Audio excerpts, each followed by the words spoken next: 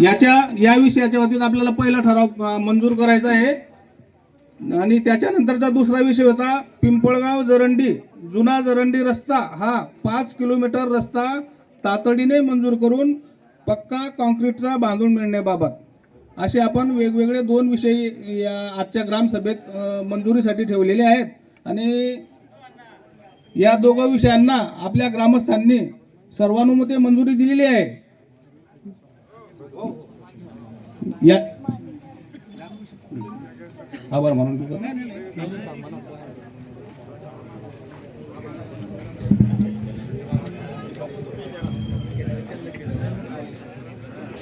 आता आपलं शेतकऱ्यांचं जे काही उपोषण चालू आहे यांनी 20 दिवस आधी जवळपास मला वाटतं नोटीस दिलेली होती, तरी सुद्धा त्यांनी जे उपोषण सुरू केलं आणि आज उपोषणाचा 3रा दिवस आहे। त्यांच्या वतीने मी उपोषणकर्त्यांना आणि श्वेताताईंना विनंती करतो की मध्यंतरी शनिवार आला रविवार आला, शासनाचा कारभार जरा काही वेळेला हळू चालतो, तरी तुम्ही किमान 2 दिवस आणखी पाणी त्याग करू नये अशी मी ग्रामस्थांच्या वतीने तुम्हाला विनंती करतो।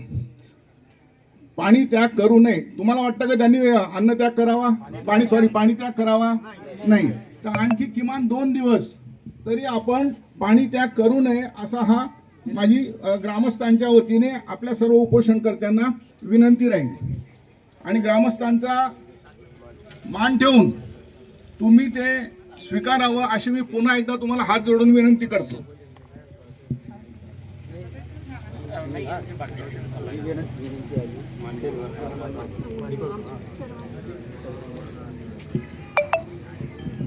नमस्कार माननीय अध्यक्ष आणि जमलेले गावकरी, हा प्रश्न खूप जिव्हाळ्याचा आहे। सरांनी आता जो मुद्दा मांडला, आम्ही उपोषणकर्त्यांनी 2 दिवस तरी अजून पुढे मुदत द्यावी, पाणी त्याग करू नये।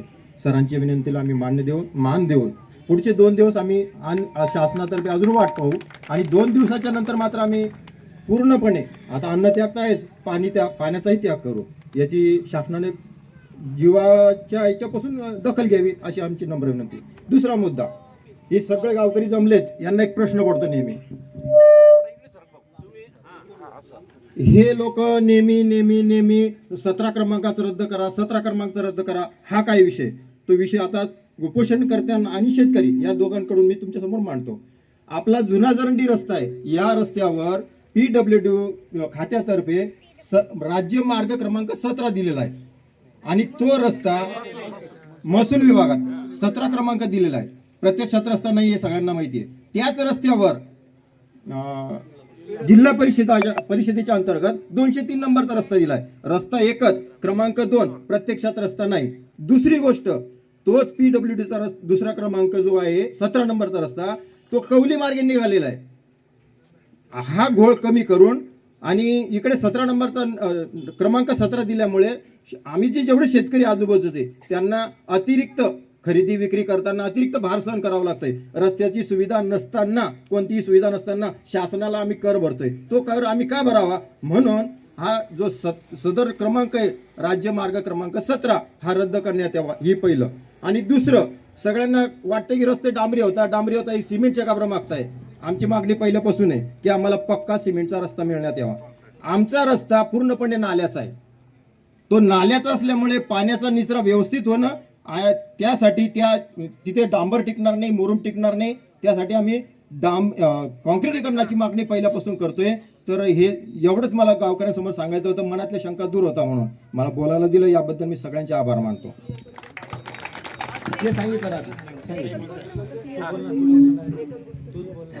म्हणजे एक गोष्ट अजून बऱ्याचशा ग्रामस्थांमध्ये हा गैरसमज आहे, ते आमच्या कानावर पण येतं की आमदार साहेब आहेत आपला, त्यांचा 5-6 दिवसापूर्वीचा व्हिडिओ प्रेस कॉन्फरन्स रिलीज झालेली आहे, यूट्यूबला ती आहे आणि त्याच्यात त्यांनी असं सांगितलं की 1 कोटी रुपये ह्या रस्त्यासाठी मंजूर झालेले आहेत आणि काम सुरू होतंय, टेंडर निघणार आहे। जे अधिकारी आमच्याकडे तसं ऑफिशियल आम्ही म्हटलं होतं की तसं ऑफिशियल लेटर आम्हाला द्या, त्यांनी दिलं नाही। पण जे अधिकारी आमच्याकडे आले काल परवा, त्यांना आम्ही विचारलं असं काही 1 कोटी रुपये मंजूर झाल्याचं तुमच्याकडे काही आहे का?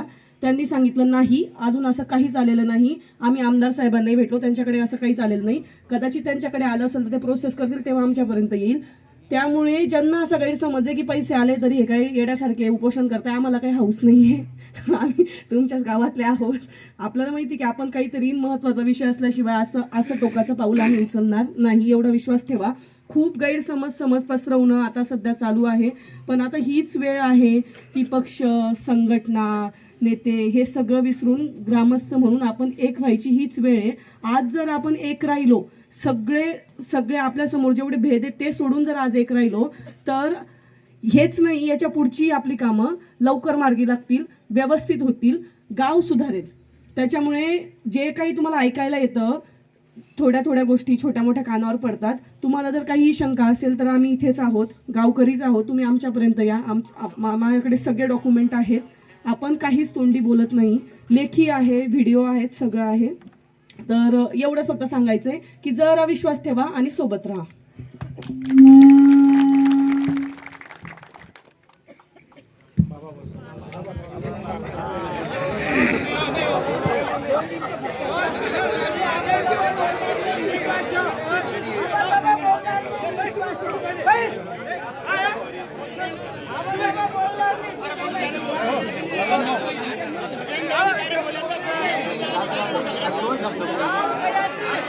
ते महत्वाचे ठेवण्यात आलेले होते ते ग्रामस्थांनी सर्वानुमते मंजूर केलेले आहेत. आणि आजच्या आपल्या ग्रामसभेत उपोषणकर्ते ताई आणि इतर ग्रामस्थांच्या मार्गदर्शनाने आपली ग्रामसभा ही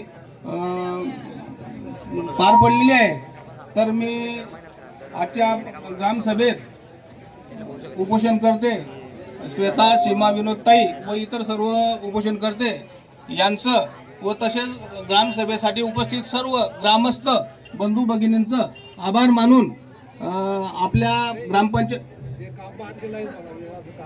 नाही, आजच्या ग्रामसभेत जे ठराव आपण मंजूर केलेत त्याचं आम्ही उद्याच्या उद्या ते प्रस्ताव तयार करून ते संबंधित विभागाला कलेक्टर साहेब, मुख्य कार्यकारी अधिकारी साहेब, प्रांत साहेब, तहसीलदार साहेब सर्वांकडे आम्ही त्याच्या प्रती पाठवून उद्याच्या उद्या आम्ही ते मार्गी लावू.